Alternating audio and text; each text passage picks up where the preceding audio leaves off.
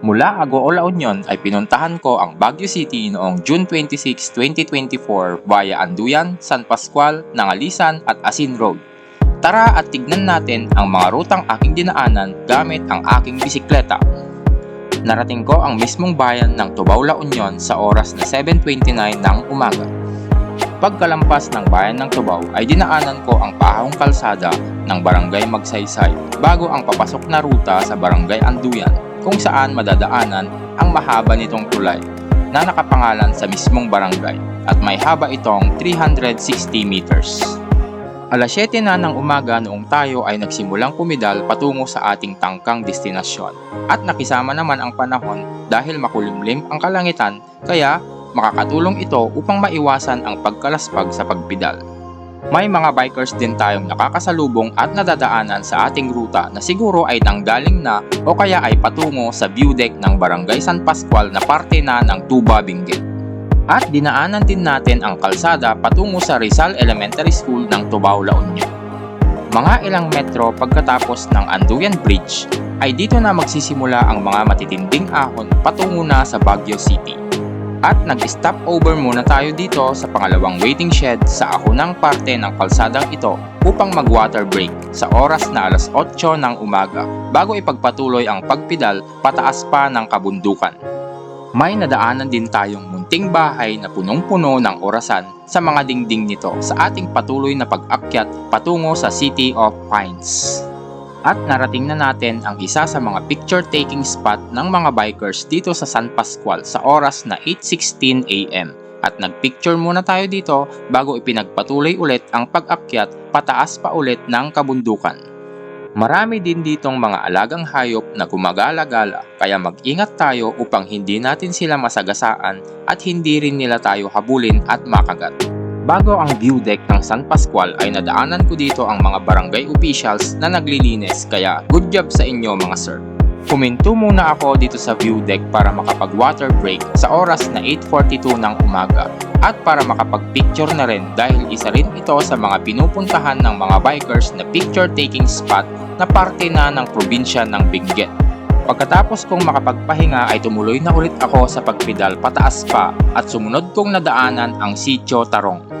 Konti lamang ang mga dumadaang mga sasakyan dito sa way to Baguio na ito kaya hindi mo masyadong aalalahanin ang mga malalaking truck at bus na katulad sa Aspiras Palispis Highway o formerly Marcos Highway kapag nagbibisikleta ka papunta sa Baguio.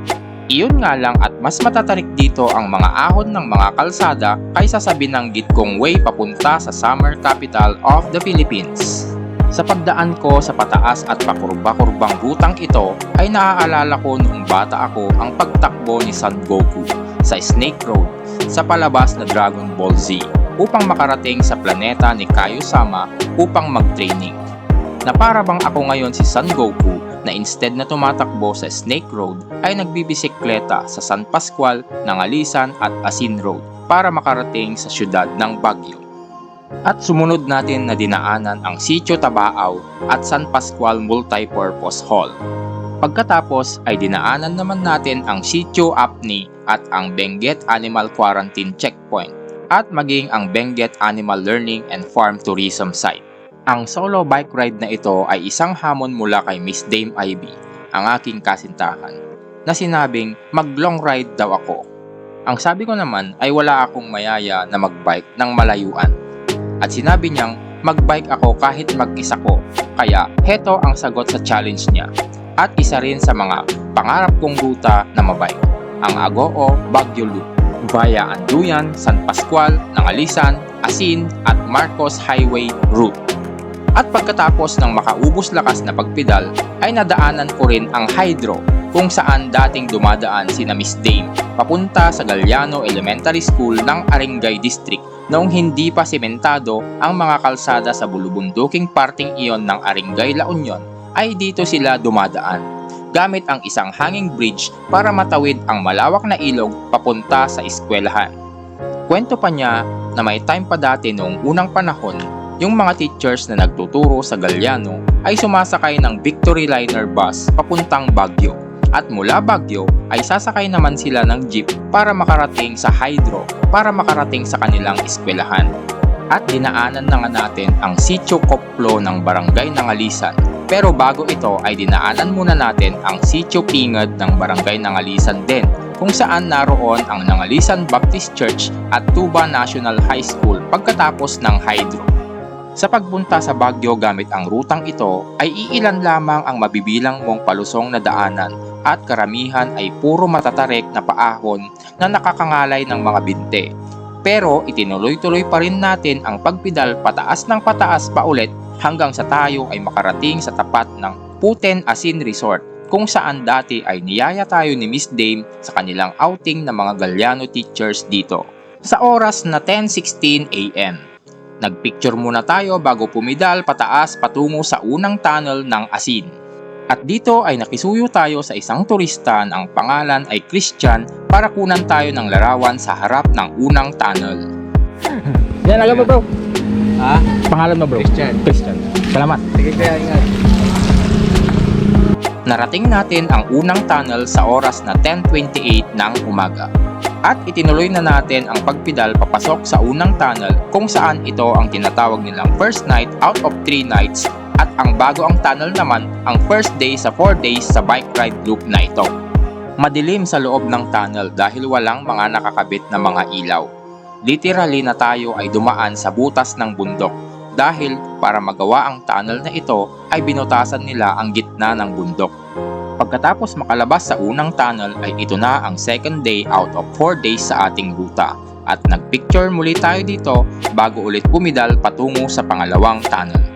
Gamit ang makabagong rutang ito sa paglalakbay mula Agoo hanggang Baguio ay tinatayang mayroon itong distansyang 42 kilometers. Ang unang tunnel na ating nadaanan ay mayroong habang 158 meters at taas na umaabot sa 7 meters. Ang pagdaan dito ng mga 4 wheels na sasakyan ay one way lamang, na ang ibig sabihin na kapag mayroon nang nakapasok na sasakyan ay kailangang maghintay ang nasa kabilang dulo at palampasin muna na makadaan sa tunnel ang sasakyan bago ituloy ang pagmamaneho papasok upang hindi magkabanggaan. Mas maikli naman ang pangalawang tunnel na mayroong 95 meters na haba. At nadaanan na natin ang pangalawang tunnel o ang second night out of 3 nights sa ating ruta. At tayo ngayon ay nasa third day na out of 4 days dahil nakalabas na tayo sa tunnel. At mula dito ay tinatayang mayroon pang 14 kilometers pa na distansya bago marating ang Baguio City proper. Mula dito ay ramdam ko na ang kapaguran. Subalit, mas nananaig pa rin ang kagustuhan na matapos ang nasimulan. Kaya, pumidal na naman ako pataas at kapag di na talaga kinakaya ang pagpidal, ay inilalakad tulak ko na ang bike para lamang makapagpatuloy sa pag-abante kahit paunti-unti. So every drop counts para sa katuparan ng pangarap na bike ride na ito. Dinaanan din natin ang Sipatan kung saan ipinangalan ang pangalawang tunnel samantalang ang una ay pinangalan ng Yangin. Nadaanan din natin ang Lasong Bridge at Neverland Resort sa Sitio Lasong, Barangay Asin, Tuba, Benguet. Dahil naubos na ang ating biniling tubig kanina bukod pa sa baon nating tubig, ay bumili naman tayo sa nadaanang store dito sa Asin Road ng isang Gatorade at 2 chocolate bars para ma-replenish ang ating nawalang energy sa tindi ng mga paahong kalsadang atin nang naakyat at aakyatin pa. At mayroon ding isang batang maliit na voluntaryong tumulong sa akin para itulak ang aking bike habang ako ay pumipidal sa abot ng kanyang munting makakaya sa paahong parte pa rin ng Asin Road. Kaya maraming salamat sa iyo bata. God bless. Dinaanan din natin ang Kiwas Integrated School sa Barangay Tadyangan, Tuba, Benguet. Kiwas Resort, Harsam Store, Green Nara Campsite, Church of Christ Pentecostal Missionary Fourth Watch, Baguio City District Engineering Office signage, at Shrine of the Brown Madonna dito pa rin sa Asin Road. Sa parte ng ruta kung saan malapit na ako sa Bencab Museum ay bigla namang humangin ng malakas, kaya huminto muna ako para di mahirapan sa pagpidal, at nang matapos na ang paghangin ay itinuloy ko na muli ang pagpidal at dinaanan ang Bencab Museum kung saan maraming turista ang nagpupunta. Pagkalampas ng Bencab Museum ay may nakita akong karinderya, kaya huminto muna ako dito upang makapagpananghalian sa oras na 1:29 PM. Bumili na rin ako ulit dito ng inuming tubig dahil ubos na ang Gatorade na binili ko kanina. At nang matapos na akong makapag-siesta, ay tumuloy na ulit ako sa pagpedal papuntang Baguio na mayroon pang nalalabing 7 kilometers pataas at pakurba-kurbang ruta. Sa pagpedal dito sa rutang ito ay gamit na gamit ko ang maliit na chainring ng aking bisikleta na mayroong 26 teeth at ang pinakamalaking cogs ng gear nito na mayroong 42 teeth. Nagdala rin pala tayo ng isang spare inner tube, vulcanization patch kit, isang extra master link, portable hand pump, plastic tire lever, at multi-tool para sa bike ride na ito upang mayroon tayong magamit kapag may nasira sa ating bike. Pero sa awa ng Diyos ay hindi naman tayo nagka-aberya. At narating natin ang Baguio City sa oras na alas 3:09 ng hapon. Mula rito ay atin nang tinungo ang daan papunta sa Marcos Highway para makauwi na. Sa rutang ito ay nadaanan natin ang Our Lady of Lourdes Grotto pero hindi na tayo umakyat pataas dito. Dumaan din tayo sa kalsada sa likurang parte ng Burnham Park patungo sa flyover malapit sa Baguio General Hospital o BGH na siyang bungad na daan para makababa ng Marcos Highway. Nagpahinga muna tayo saglit upang makarecover bago tuluyang pumadyak bababa sa oras na alas 4:02 ng hapon. Sa kabuuan ng bike ride na ito ay gumastos lamang tayo ng 270 pesos. 35 pesos ang halaga ng una nating biniling 100 ml na tubig at isang Skyflakes. 65 pesos naman ang halaga ng binili nating isang Gatorade at dalawang chocolate bars. 120 pesos naman ang ibinayad natin sa ating pananghaliang budget meal at isang 1000 ml na bottled water. At 50 pesos sa binili nating Gatorade pagkalampas ng tunnel sa Marcos Highway. Anong leksyon ang mapupulot natin dito? Sabi ni Lao Tzu na isang Chinese philosopher na a journey of 1,000 miles begins with a single step, na ang ibig sabihin ay lahat ng matatagumpay na tao sa iba't ibang larangan sa lipunan ay nagsimula sa ibaba at nagsumikap upang marating nila ang kanilang tagumpay. Umpisahan din natin ang ating mga gawain upang ito ay unti-unting matapos nang hindi iniaasa sa iba. Katulad ng bike ride na ito, mahirap umpisahan kung hindi susubukan, lalo at mag-isa ka lang. Subalit, ito ay makakaya mo kapag ikaw ay nagtiwala sa iyong sarili, kasama ang tiyaga at pagpupursigi. Tandaan natin na kasama natin palagi ang Diyos at ginagabayan tayo na makagawa ng mabuti sa araw-araw at naway hindi tayo maligaw ng landas. At ito na ang third night out of 3 nights sa ating ruta, ang pagdaan sa tunnel sa Old Marcos Highway na ang bago nitong pangalan sa ngayon ay Aspiras Palispis Highway. At pagkalampas natin dito ay ang 4th day out of 4 days naman para makumpleto ang 3 nights and 4 days figuratively speaking. 4:27 na ng hapon nang makalampas tayo ng tunnel ng Old Marcos Highway at buhat dito ay tuloy-tuloy na tayong bumaba na kaunti na lamang ang ipinapadyak dahil mas marami na ditong palusong na daanan. Dinaanan natin ang I Love Tuba, letter standee at nagpicture naman tayo sa Realeza at sa Rotary Club International. 5:43 na ng hapon nang makababa tayo sa bayan ng Pugu, La Union. At buhat dito ay mga 5 hanggang 10 na lamang ang ating speed ng pagpedal dahil sa kapaguran. At 6:13 PM na nang marating natin ang bayan ng Tubao bago tayo makauwi ng Agoo kung saan tayo nagsimula.